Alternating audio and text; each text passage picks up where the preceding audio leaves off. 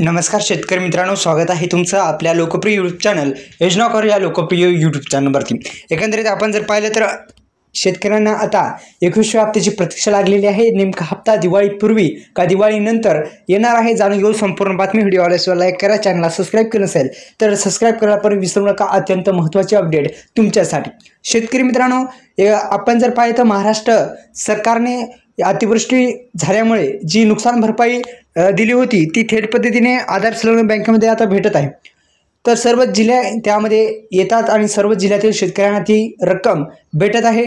आणि आपण जर पाहिलं ती रक्कम जी आहे ती शेतकऱ्यांच्या खात्यामध्ये डीबीटी मार्फत आधार संलग्न बँकेमध्ये भेटत आहे। आतापर्यंत अशी चर्चा होती की हा हप्ता दिवाळीपूर्वी म्हणजे 21वा हप्ता हा दिवाळीपूर्वीच जमा होणार आहे।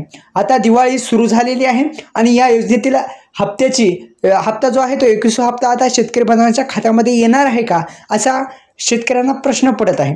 तर एकंदरीत हा व्हिडिओ शेवटपर्यंत बघायचा आहे। या यूट्यूब चॅनलला सबस्क्राइब केलं नसेल तर सबस्क्राइब पण करायचं आहे। संपूर्ण बातमी जाणूनच घेऊत। एकंदरीत आपण जर पाहिलं तर मित्रांनो, आपल्या या यूट्यूब चॅनलला सबस्क्राइब केलं नसेल तर सबस्क्राइब पण करायचं आहे। तर एकंदरीत आपण जर पाहिलं तर या योजनेतील हप्त्याची अद्यापही शेतकऱ्यांना प्रतीक्षा आहे। केंद्र सरकारने आपल्याला माहिती आहे काही 3 राज्यांमध्ये सुद्धा हप्ता दिला, पण महाराष्ट्रात शेतकऱ्यांना मात्र हा हप्ता लवकर देण्यात येणार नाही असं स्पष्ट सांगण्यात आलेलं आहे। आता 21वा हप्ता हा दिवाळीनंतर जमा होण्याची शक्यता वर्तवली जात आहे।